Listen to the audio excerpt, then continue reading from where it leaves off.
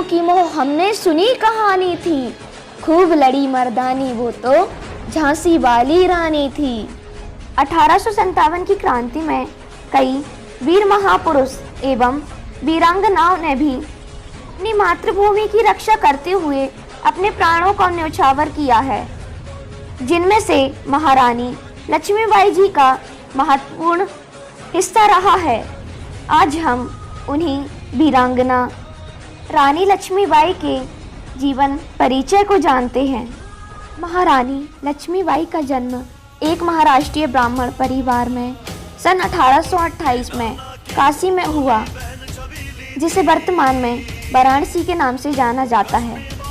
उनके पिता मोरोपंत तांबे बिटूर के न्यायालय में पेशवा थे और इसी कारण वे इस कार्य से प्रभावित थी और उन्हें अन्य लड़कियों की अपेक्षा अधिक स्वतंत्रता भी प्राप्त थी। उनकी शिक्षा दीक्षा में पढ़ाई के साथ साथ आत्मरक्षा, घुड़सवारी, निशानेबाजी और घेराबंदी भी शामिल थी। उन्होंने अपनी सेना भी तैयार की थी। उनकी माता भागीरथी बाई एक गृहिणी थी। उनका नाम बचपन में मणिकर्णिका रखा गया और परिवार के सदस्य प्यार से उन्हें मनु कहकर पुकारते थे। जब वे 4 वर्ष की थी तभी उनकी मां का देहांत हो गया था और उनके पालन पोषण की संपूर्ण जिम्मेदारी उनके पिता पर आ गई थी। रानी लक्ष्मीबाई में अनेक विशेषताएं थीं। नियमित योगाभ्यास करना, धार्मिक व सैन्य कार्यों में रुचि एवं निपुणता, उन्हें घुड़सवारी में अच्छी पकड़ थी। रानी अपनी प्रजा का समुचित प्रकार से ध्यान रखती थी। गुनहगारों को उचित सजा देने की भी हिम्मत रखती थी।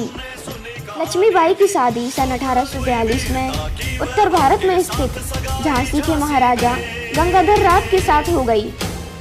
तब वह झांसी की रानी बनी। उस समय वे 14 वर्ष की थी। विवाह के पश्चात ही उन्हें लक्ष्मीबाई नाम मिला। उनका विवाह प्राचीन झांसी में स्थित गणेश मंदिर में हुआ। सन 1851 में उन्होंने एक पुत्र को जन्म दिया और जिसका नाम दामोदर रखा गया, परंतु दुर्भाग्यवश वो मात्र 4 माह ही जीवित रह सका। ऐसा कहा जाता है कि महाराजा गंगाधर राव अपने पुत्र की मृत्यु से कभी उभर ही नहीं पाए और सन 1853 में महाराजा बहुत बीमार पड़ गए। तब उन दोनों ने मिलकर अपने रिश्तेदार महाराजा गंगाधर राव के भाई के पुत्र को गोद लेने का निर्णय लिया। इस प्रकार गोद लिए हुए पुत्र के उत्तराधिकारी पर ब्रिटिश सरकार कोई आपत्ति न ले, इस कारण वह कार्य ब्रिटिश अधिकारी की अनुपस्थिति में पूर्ण किया गया। इस बालक का नाम आनंदराव था। इसे बाद में बदलकर दामोदर रखा गया। 21 नवंबर सन 1853 में गंगाधर राव की मृत्यु हो गई। उस समय रानी की आयु मात्र 18 वर्ष की थी और बालक दामोदर की आयु कम होने के कारण राज्य का उत्तरदायित्व महारानी लक्ष्मीबाई ने स्वयं अपने ऊपर ले लिया। उस समय लॉर्ड डलहौजी गवर्नर था। उस समय यह नियम था कि शासन का उत्तराधिकारी वही होगा जो राजा का स्वयं का पुत्र हो और यदि पुत्र ना हो तो उसका राज्य कंपनी में मिल जाएगा और राज्य परिवार को अपने खर्च हेतु पेंशन दी जाएगी। उसने महाराज की मृत्यु का फायदा उठाने की कोशिश की। वह झांसी को ब्रिटिश राज्य में मिलाना चाहता था। उसका कहना था कि महाराजा गंगाधर राव और झांसी की रानी लक्ष्मीबाई की अपनी कोई संतान नहीं है और उन्होंने इस प्रकार गोद लिए हुए उत्तराधिकारी मानने से इनकार कर दिया। तब महारानी लक्ष्मीबाई ने लंदन में ब्रिटिश सरकार के खिलाफ मुकदमा दाखिल किया, पर वहां उनका मुकदमा खारिज कर दिया। साथ ही यह आदेश भी दिया गया कि महारानी झांसी के किले को खाली कर दे और स्वयं रानी महल में जाकर रहे। इसके लिए उन्हें 60,000 की पेंशन दी जाएगी। परंतु रानी लक्ष्मीबाई अपनी झांसी न देने पर अड़ी रही। वे अपनी झांसी को सुरक्षित करना चाहती थी, जिसके लिए उन्होंने सेना संगठन प्रारंभ किया।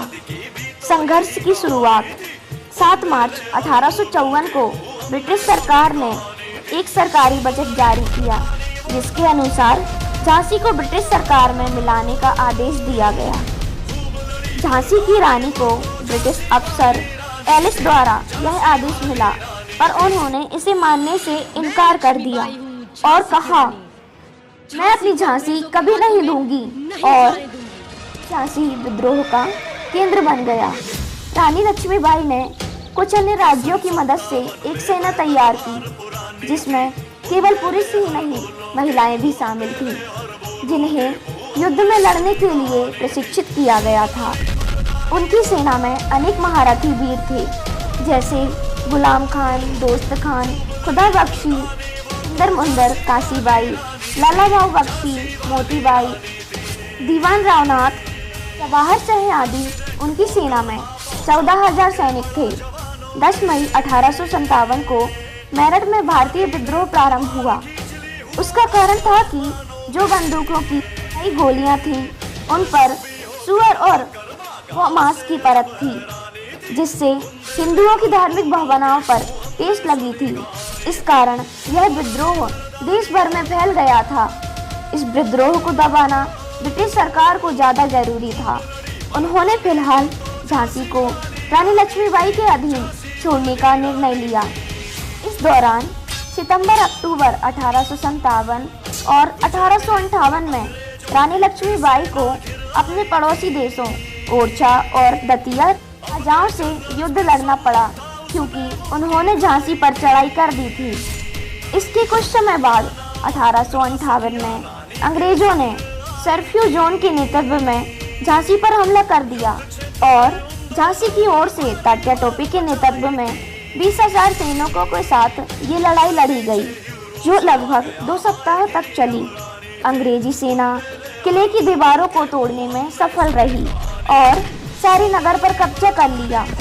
इस समय अंग्रेज झांसी को हथियाने में कामयाब रहे और अंग्रेजी सेना ने नगर में लूटपाट भी शुरू कर दिया। फिर भी किसी प्रकार रानी लक्ष्मीबाई अपने पुत्र को बचाने में सफल रहीं।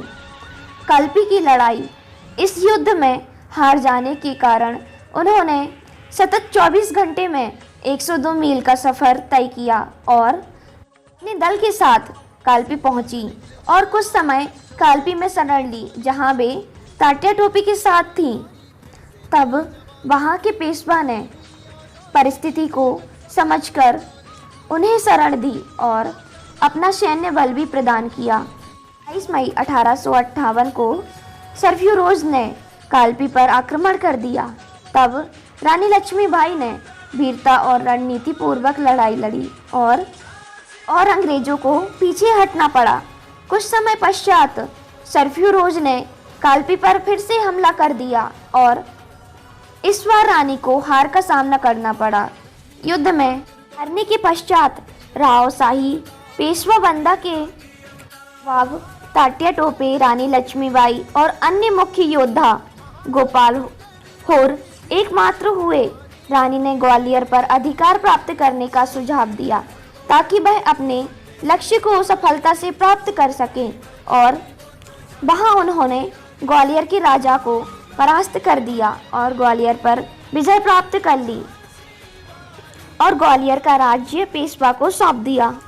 रानी लक्ष्मीबाई की मृत्यु 18 जून 1858 में रॉयल आयरिश के खिलाफ युद्ध लड़ते समय उन्होंने ग्वालियर के पूर्व क्षेत्र पर आक्रमण कर दिया। इस युद्ध में उनकी मुख्य सेविकाएं तक शामिल थीं और पुरुषों की पोशाक धारण करने के साथ ही अपनी ही वीरता के साथ युद्ध कर रही थीं। युद्ध के दौरान रानी लक्ष्मीबाई अपने घोड़े राजतंत्र नामक घोड़े पर सवार नहीं थी और ये घोड़ा नया था जो नहर को पार नहीं कर पा रहा था। रानी स्थिति को समझ गई और वीरता के साथ वही युद्ध करती रही। इस समय वे पूरी तरह युद्ध में घायल हो गई थी और वे घोड़े से गिर गईं। चूंकि वे पुरुष पोशाक में थीं, अतः उन्हें अंग्रेज सैनिक पहचान न सके और उन्हें छोड़ दिया। रानी के विश्वास पात्र सैनिक ने उन्हें गंगा के पास मठ में ले गए और उन्हें गंगा जल दिया। उन्होंने अपनी अंतिम इच्छा बताई कि कोई भी अंग्रेज उनके शरीर को हाथ न लगाए। इस प्रकार कोटा की सराय के पास ग्वालियर के फूलबाग क्षेत्र में उन्हें वीरगति प्राप्त हुई, अर्थात वह मृत्यु को प्राप्त हुई। ब्रिटिश सरकार ने 3-4 दिन बाद ग्वालियर को हथिया लिया और उनकी मृत्यु के पश्चात गुरुपंत जी को गिरफ्तार कर लिया और फांसी की सजा दी। रानी लक्ष्मीबाई के दत्तक पुत्र दामोदर राव को ब्रिटिश राज्य द्वारा पेंशन दी गई। उन्हें उनका उत्तराधिकारी कभी भी नहीं मिला।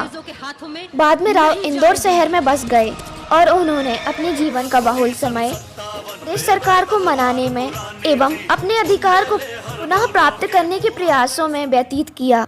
उनकी मृत्यु 28 मई 1906 को 58 वर्ष की आयु में हो गई।